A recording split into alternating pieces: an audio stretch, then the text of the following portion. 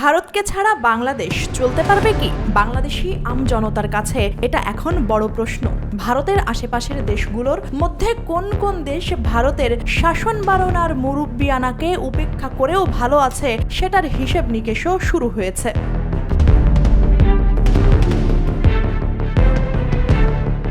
ভারতের পাশাপাশি অবস্থান হলেও তাদের সাথে সুসম্পর্ক নয়, বরং চোখে চোখ রেখেই সগৌরবে উন্নয়ন ও সমৃদ্ধির পথে এগিয়ে যাচ্ছে অনেক প্রতিবেশী রাষ্ট্র, যারা ভারতের রক্তচক্ষু আর সুবিধাবাদী নীতির বশ্যতা স্বীকার না করেও বহাল তবিয়তে টিকে আছেন বিশ্ব মানচিত্রে।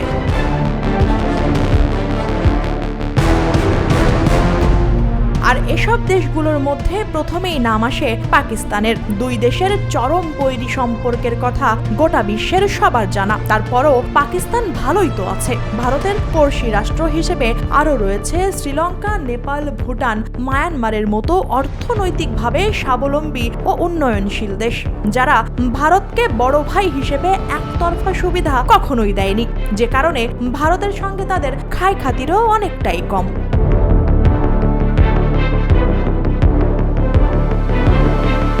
ভারতের সাথে সীমান্ত থাকা সত্ত্বেও শ্রীলঙ্কা, নেপাল, ভুটান কিংবা মায়ানমার দেশগুলো সমহিমায় উজ্জ্বল। তারা কোনো দিক থেকেই ভারতের উপর নির্ভরশীল নয়। এক্ষেত্রে একমাত্র ব্যতিক্রম শুধু বাংলাদেশ। অনেকের কথা শুনলে মনে হয় ভারতের সাথে সুসম্পর্ক না রাখলে বাংলাদেশ তার অস্তিত্ব টিকিয়ে রাখতেই হিমশিম খাবে। বস্তুত এর বাস্তবতা কতটা সত্য তা একটু খতিয়ে দেখা যাক।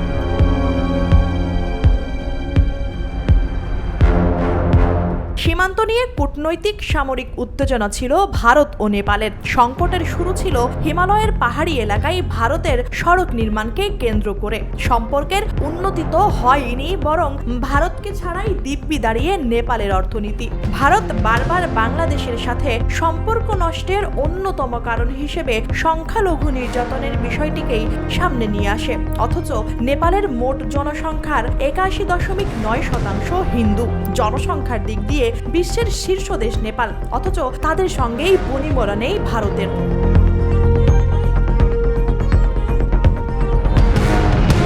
এদিকে মায়ানমার জান্তার বিরুদ্ধে দেশটির গণতন্ত্রপন্থী জনতার লড়াই সংগ্রামে পুরো বিশ্বই সমর্থন দিয়েছিল, কিন্তু বিশ্বের বৃহত্তম গণতান্ত্রিক দেশ ও মায়ানমারের অন্যতম বড় প্রতিবেশী হওয়া সত্ত্বেও শুরু থেকেই মায়ানমার জান্তাকে রুষ্ট করে এমন কোনো কাজ করেনি ভারত। অথচ মায়ানমারের প্রতিবেশী দেশ হয়েও তেমন কোনো বক্তব্য বিবৃত নয়ই, বরং মায়ানমার জান্তা সরকারকে সহায়তা দেওয়ার বিষয়টিও প্রকাশ্যে স্বীকার করে ভারত। এদিকে মায়ানমার প্রাকৃতিক সম্পদে পরিপূর্ণ দেশ।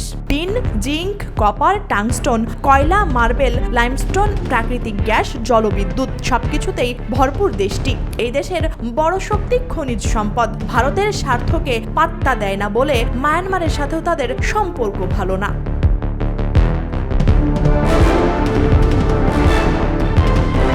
অন্যদিকে শ্রীলঙ্কার গৃহযুদ্ধ এবং যুদ্ধের সময় ভারতীয় হস্তক্ষেপের বিতর্কের মাধ্যমে সম্পর্কের পরীক্ষা হয়েছে আরও আগেই। সাম্প্রতিক সময়ে শ্রীলঙ্কা চীনের কাছাকাছি চলে এসেছে। নেই ভারত নিয়ে ভাবান্তর। এই দেশটির অর্থনীতির মূল চালিকা শক্তি পর্যটন, চা রপ্তানি, টেক্সটাইল, চাল উৎপাদন এবং অন্যান্য কৃষিজাত পণ্য।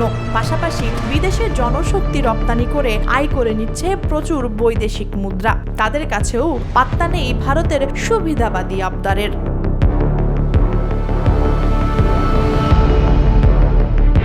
বৈদেশিক সম্পর্ক নয়, বরং নিজস্ব উৎপাদন ব্যবস্থার উপরই বরাবর নির্ভরশীল আফগানিস্তান।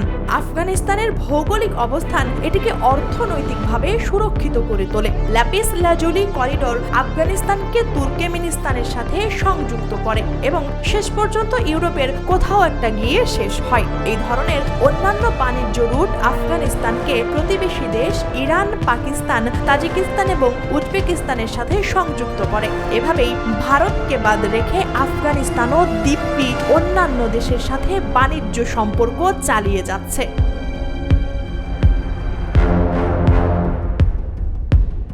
এদিকে যুক্তরাষ্ট্রের পরেই জিডিপি এবং ক্রয় ক্ষমতার দিক দিয়ে চীন বিশ্বের দ্বিতীয় বৃহত্তম অর্থনীতি। দেশটি বিশ্বের বৃহত্তম রপ্তানিকারক এবং দ্বিতীয় আমদানিকারক দেশ। টানা 30 বছর ধরে চীন প্রায় 10% প্রবৃদ্ধি ধরে রেখেছে। চীন ও ভারত বেশিরভাগ অরুণাচল প্রদেশকে নিয়ে বিরোধ করে। গত কয়েক বছর ধরে চীনের সঙ্গে ভারতের বাণিজ্য সম্পর্ক খুব ভালো না। তারপরও চীনের অর্থনৈতিক গতিতে সামান্যতম প্রভাব পড়েনি।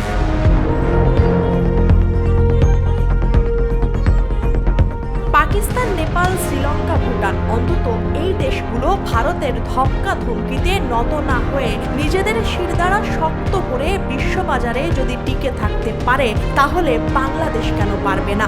এমন প্রশ্ন এখন সচেতন মহলে বেশি উচ্চারিত হচ্ছে। কেউ কেউ তো আগ বাড়িয়ে বলছেন, ভারতের সঙ্গে চোখে চোখ রেখে সমতার ভিত্তিতে সম্পর্ক রাখলে ভারত যদি গোস্বা করে তাতে বাংলাদেশের কোনো ক্ষতি হবে না। তবে কোনো রাগ অভিমানে না গিয়ে ন্যায্যতা আর সমতার ভিত্তিতে ভারতের সঙ্গে বন্ধু প্রতিম সম্পর্কই বাংলাদেশের থাকবে, এমনটাই প্রত্যাশা বিশ্লেষকদের।